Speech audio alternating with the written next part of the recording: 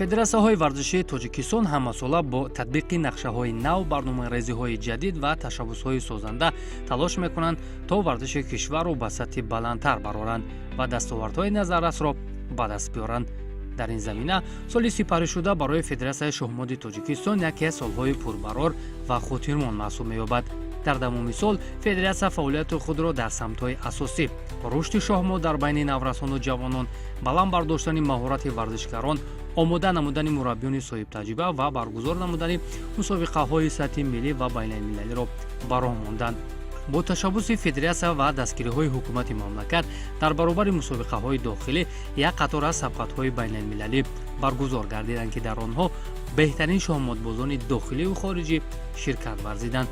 яке аз дастовардҳои муҳими сол иштироки фаъолонаи варзишгарони тоҷик дар мусобиқаҳои байналмилалӣ буд. шоҳмодбозони кишвар дар як қатор чемпионатҳо ва мусобиқаҳои бонуфуз ҳунари болои худро нишон дода соҳиби ҷойҳои ифтихорӣ гардиданд ва бо шарофати онҳо парчами тоҷикистон дар арсаи ҷаҳон парафшон гардид.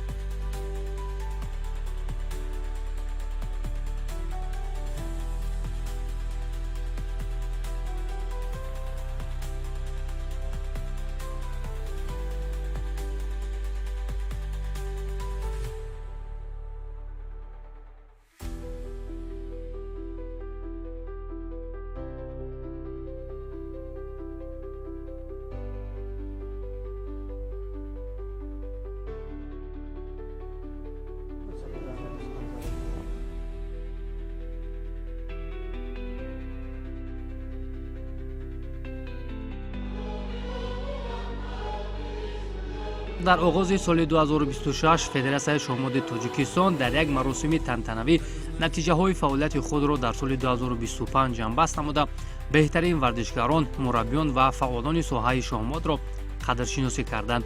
ин чорабинӣ бо ҳадафи такмили мавқеи шоҳмод дар кишвар, ҳавасмандгардонии истеъдодҳои нав ва арзгузорӣ ба заҳмати мураббиёну варзишгароне, ки дар рушди ин навъи зеҳнии варзиш саҳми арзанда гузоштанд, баргузор гардид.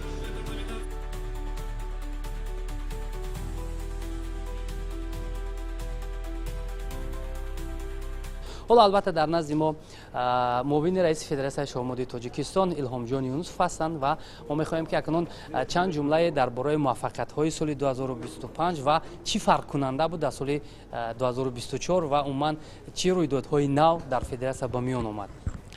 агар гӯям ки соли сипаригашта соли 2025 бисёр соли пурбарор ва соли ба даст овардани натиҷаҳои назаррас барои шоҳмодбозони тоҷик гӯё ки чизе нагуфта бошам. дар таърихи шоҳмоти тоҷик ихелин сол набуд, ки аз фақат танҳо аз мусобиқаҳои байналмилалӣ мо 21 медал овардем ва 2 нафар бори аввал дар таърихи шоҳмоти тоҷик 2 нафар шоҳмодбози ҷавони мо аз тарафи президенти фиде муҳтарам Аркадий Дворкович барои натиҷаҳои назаррасашон унвони international master, яъне ки устоди дараҷаи байналмилалиро гирифтанд. охирин бор ин соли 2013 буд. барои ҳамин бисёр соли пурбарор, соли натиҷаҳои хуб, амалшавии орзуҳо ва мо ба чин қарор овардем ки ҳамон беҳтаринҳоро даъват кунем имрӯз ва мисли анъана, мисли бигузорем ин анъанаи хуб шавад ва беҳтаринҳо бо сухани хуб, бо як тӯҳфаи қадрдонӣ кунем. дар ин чорабинӣ муовинони раиси федератсияи шоҳмоди тоҷикистон, масъулини ниҳодҳои дахлдори соҳа ва устодону собиқадорони шоҳмод ҳамзамон як қатор аз волидани варзишгарон ширкат намуданд. намояндагони кумитаи кор бо ҷавонон ва варзиши назди ҳукумати ҷумҳурии тоҷикистон, ки ниҳоди танзимкунандаи федератсияҳои варзиши мамлакат мебошанд, зимни суханронӣ аз корҳои анҷомшуда ва дастоварду пешравиҳои шоҳмод дар соли 2025 изҳори қаноатмандӣ намуда нишондодҳои федератсияро муҳиму саривақтӣ донистанд. сипас муовини раиси федератсияи шоҳмоди кишвар илҳомҷон юнусов ба сухан баромада аз корҳои анҷомшуда дар соли 2025 ёдовар шуд. гуфта шуд ки эҳё намудани ҳаракати шоҳмод дар тоҷикистон бозсозии сохтори нави федератсияи шоҳмот, даъвати мураббиёни хориҷӣ, зиёд намудани мусобиқаҳои дохилӣ, мунтазам ба мусобиқаҳои байналмилалӣ фиристодани шоҳмотбозони тоҷик ва баргузории мусобиқаҳои байналмилалӣ дар Тоҷикистон аз иқдомҳои роҳбарияти федератсия буд, ки сарбаландона иҷро гардиданд. ба хотири баланд бардоштани сатҳи касбии шоҳмотбозон ва муҳайё сохтани имкониятҳои машқварзӣ, соли 2025 200 дона шоҳмот ва соатҳои электронӣ барои марказҳои шоҳмот дар Хатлон, шаҳру ноҳияи Товеи Ҷумҳурӣ, вилояти Мухтори Кӯҳистони Бадахшон, Суғд ва шаҳри Душанбе аз тарафи федератсия тақсим карда шуд. сарҷам намудани ҷамъияти шоҳмотбозони тоҷик ва мухлисону ҳаводорони бозии шоҳмот, барқарор сохтани равобити мунтазам бо волидайни шоҳмотбозони ҷавону умедбахш ва бо мукофотпули қадрдонӣ кардани шоҳмотбозони арзанда, ки дар асаи байналмилалии парчами Тоҷикистонро баланд бардоштанд, яке аз самтҳои муҳим ба ҳисоб мерафт. ҳамзамон қайд гардид, ки баргузории мусобиқаҳо дар боғҳои фарҳангию фароғатии пойтахт аз иқдомҳои муҳим шуморида мешавад. шомил шудани шоҳмотбозони шаҳру ноҳияҳои тобеи марказ ба дастаҳои мунтахаб ба рақобатпазирии мусобиқаҳои дохилӣ таъсири калон гузошт.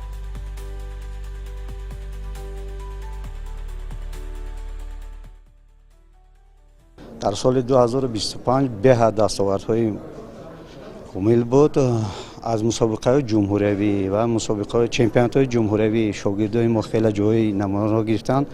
дар ҷоми пешвои миллат мисол 6 нафар шоҳҷоизаи ҷоми гирифтем. баъд дар ӯзбекистон иштирок карда як мусобиқае кишод, ки дар онҷо як ҷои дуюмро ишғол гирифта омадем. дар соли 2026 нақшҳои пур дорем, тайёриёри хуб дорем. аку насиб бошад, ҷои намоёнро мегирем.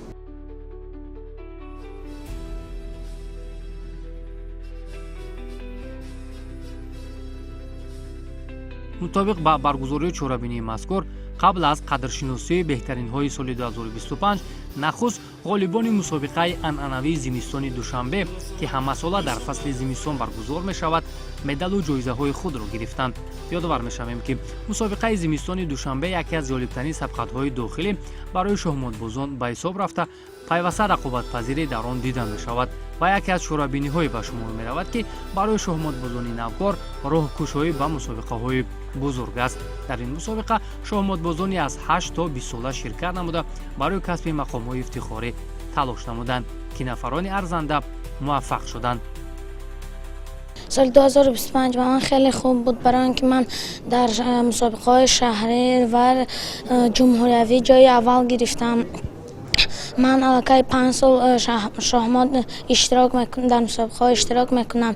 баъд ман мехостам, ки дар мусобиқаҳои байналмилалӣ ҷо гирам, вале ин сол нашуд. ман мехоҳам, ки соли 2026 ҳам ин кор ҷо гирам. кай ки мо шоҳмотбозӣ мекунем, зеҳни мо хуб мешавад, бо хонданамон хуб мешавад. барои ҳамин ҳамеша ман бо шоҳмот бозӣ мекунам. соли 2025 барои ман хуб буд, барое ки ман бисёр мусобиқаҳо ба иштирок кардам.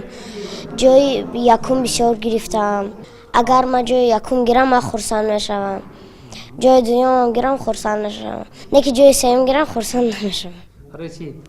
барое ки барои ман ҷои сеюм бад аст. раҳмат ба мураббиён, ки моро тайёр мекунад ба бозиҳои шоҳмот, ки мо дар дигар мусобиқаҳо хеле хуб бозӣ кунем ва ҷо гирем. ман соли 2025 дар мусобиқаи шоҳмот ҷои аввалро гирифтам. мақсади ман дар соли 2026 ки ман дар мусобиқаҳои байналмилалӣ дар дигар шаҳрҳо ҷо гирам.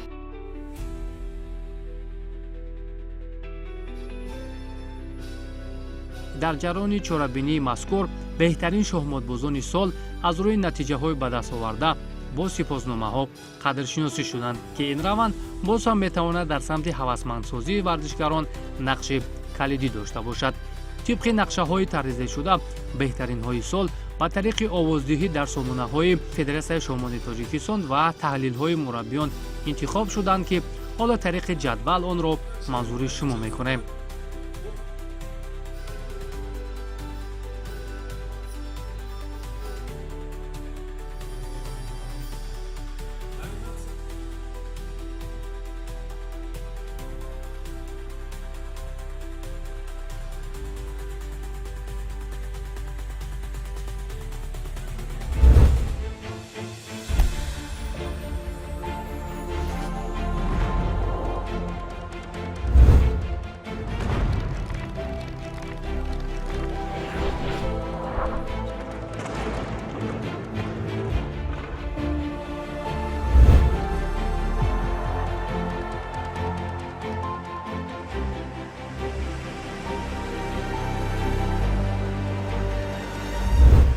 занимаюсь шахматами уже довольно-таки долго, с 5 лет, уже идет 9-й год моего обучения. В прошлом году было довольно-таки много турниров, в которых я участвовал, международных и внутренних в Таджикистане. Были очень большие победы. Я привез золото на международном шахматном турнире в Кыргызстане, где участвовали государства Таджикистан, Узбекистан, Кыргызстан, Казахстан, Россия, Украина и Венгрия. Я привез золото. Также участвовал на турнирах Западной Азии, чемпионата Азии, чемпионата мира. В Албании, чемпионат Азии в Таиланде и чемпионат Западной Азии проходил у нас в Таджикистане. Это был очень большой опыт для меня и для всех шахматистов нашего Таджикистана. Хотелось бы, чтобы больше было таких турниров. В этом году тоже будут новые цели, новые достижения, новые турниры и новые медали. Большая благодарность за то, что такое обращают внимание на нас, шахматистов, продвигают шахматы в Таджикистане. فعلا سه فرزند من در بازی شطرنج و شахмат مشق میکنن و سال 2025 سال پربرار بود چون فرزند خیلی نبیره من گویم احمد سید اکرمزاده در چمپیونات های آسیای مرکزی هم در ترکمنستان در دولت قرقیزستان برآمد کردن و مهمش این بود که در چمپیونات جهان بین 8 ساله 10-12 ساله تا 14 بین دختران و پسران برآمد کرده و نتیجه خوب نشان داد. همین افتخارش فکر میکنم بسنده است که چون اشتراکی چمپیونات جهان شد و همچنین در سال 2025 یک موفقیت دیگر این بود که احمد در بازی بلیتز چمپیون جهان بین چمپیون تاجیکستان بین تا 8 ساله ها شد و از فدراسیون شطرنج یا شахмат تاجیکستان ما میانه‌داری میکنیم که زمینه مهیا میکنند تا که استعدادهای نو پیدا شوند. соли 2025 шоҳмотбозони тоҷик дар 26 мусобиқаи сатҳи байналмилалӣ ширкат намуда натиҷаҳои назаррасро ба даст оварданд. аз чемпионатҳои осиё то ба мусобиқаҳои кушоду дигар сабқатҳои сатҳи байналмилалӣ барои шоҳмотбозони мо майдони рақобату гирифтани натиҷаҳои назаррас ба шумор мерафт. дар умум 23 медали сатҳи байналмилалӣ дар соли сипаришуда ба даст омад ки дар таърихи шоҳмоти кишвар бесобиқа унвон мешавад. натиҷаи дигаре ки барои намояндагони ин ришта назаррас арзёбӣ мегардад бо унвони устоди дараҷаи байналмилалӣ сазовор шудани ду шоҳмотбози тоҷик илҳомӣ ҷалолиддин ва мустафо хуҷа ҳусейн хуҷаев мебошад ки онҳо аз ҷониби федератсияи байналмилалии шоҳмот ба чунин унвон қадршиносӣ шуданд ки ин ҳам вобастагӣ дорад ба натиҷаҳои ба дастомада.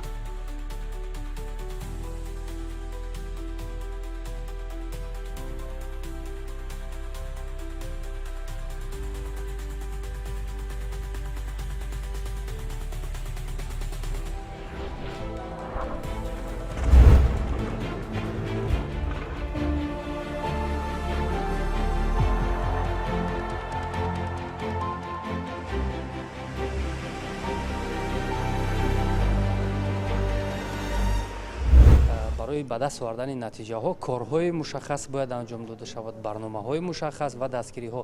сабаби ҳамин муваффақиятҳо чӣ буд ба нигоҳи шумо?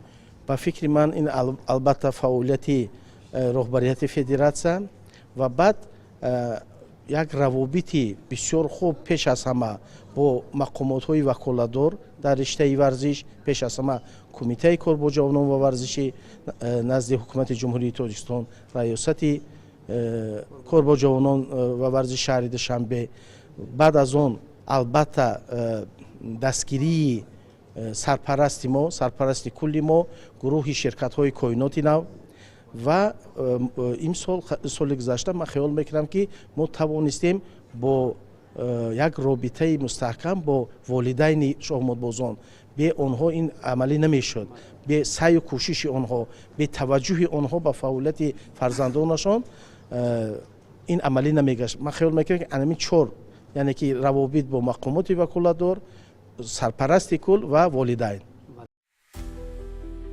соли 2025 дар тоҷикистон 4 мусобиқаи байналмилалии шоҳмот баргузор гардид. аз 3 то 5 март мусобиқаи байналмилалии дастави Исфара 2025 бо иштироки кишварҳои Узбекистону Қирғизистон ва Тоҷикистон доир шуд. баъдан моҳи апрел чемпионати Осиёи ғарбиро шаҳри Душанбе мизбонӣ кард, ки дар он шоҳмотбозон аз Афғонистону Ҳиндустон, Эрону Қазоқистон, Қатару Қирғизистон, Малдиву Покистон, Шри-Ланкаву Туркманистон ва Тоҷикистону Узбекистон дар ҳайати 390 шоҳмотбоз ширкат намуданд, ки дар ин мусобиқот шоҳмотбозони мо натиҷаи арзандаро ба қайд гирифтанд. мусобиқаи байналмилалии шоҳмоди ғончӣ 2025 аз 15 то 18 сентябри соли 2025 дар ноҳияи Ғончӣ вилояти Суғд доир шуд, ки шоҳмотбозони Тоҷикистон, Россия, Қазоқистон, Қирғизистон ва Узбекистонро ба ҳам овард. мусобиқаи байналмилалӣ оид ба шоҳмот барои дарёфти ҷоми президенти ҷумҳурии Тоҷикистон, ки моҳи ноябр дар шаҳри Душанбе доир шуд, яке аз чорабиниҳои муҳими сол ба ҳисоб мерафт. дар ин мусобиқот намояндагони 17 кишвари ҷаҳон ба Тоҷикистон омада барои касби нишонҳои зарин талош намуданд. ёдвар мешавем, ки роҳандозии чунин мусобиқаҳо ба нуфузи шоҳмоти тоҷик таъсири бузург расонида шоҳмотбозони мо ба як қатор натиҷаҳо ноил гардиданд.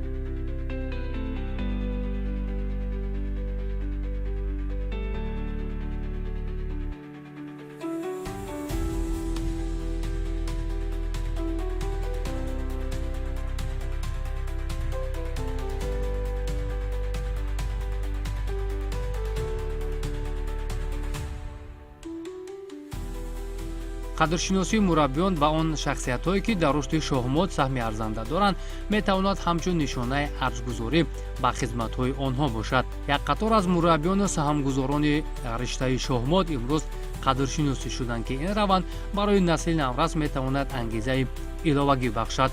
моҳи марти соли 2025 ба хотири рушди соҳа ва омода кардани чеҳраҳои нав ҳамзамон омӯхтани таҷрибаи сатҳи байналмилалӣ бо даъвати Федератсияи шоҳмоти кишвар бародарон Милод ва Халил Мусавӣ аз ҷумҳурии Исломии Эрон ба Душанбе даъват шуданд ва аз моҳи май инҷониб мунтазам ба дастаҳои кӯдакону наврасон ва ҷавонон ҳамзамон бо дастаи олимпии писарону бонувон онҳо корро шурӯъ карданд, ки натиҷаи заҳмати эшон низ дар муваффақияти шоҳмотбозони тоҷик хеле бузург аст.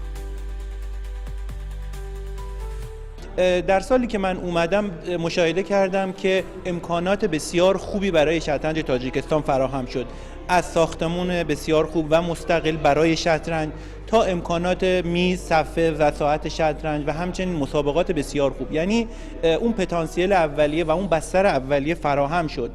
بعد از اون ما شاهد در واقع گسترش روی آوردن شطرنج بازان به خانواده ها به شطرنج بودیم و به تبع اون استعدادهای بسیاری در شاهمات کشف شد و ما اینها رو شناسایی کردیم با کمک اساتید و متخصصین دیگه. در اینها رو در یک جا جمع آوردیم و سعی کردیم که بهترین ها رو در کلاس های طبقه بندی شده قرار بدیم و باهاشون به طور مداوم و روزانه کار بکنیم. یعنی روزانه ما ساعت ها کار اختصاصی برای نوجوانان برتر در نظر گرفتیم و سعی کردیم که تجربیاتمون رو در اختیارشون قرار بدیم. ولی اگر بخوام در مورد نسل خودم و بچه‌هایی که دارم باهاشون کار میکنم صحبت کنم، میتونم با قاطعیت و با صراحت بگم که این نسل طلایی شطرنج آینده تاجیکستان رو رقم خواهند زد، چون بسیار من نکات خوب، موفقیت‌ها و درخشندگی‌های بسیاری رو در این نسل مشاهده کردم و انشالله امسال یکی از بهترین سال‌های شاهمات تاجیکستان خواهد بود.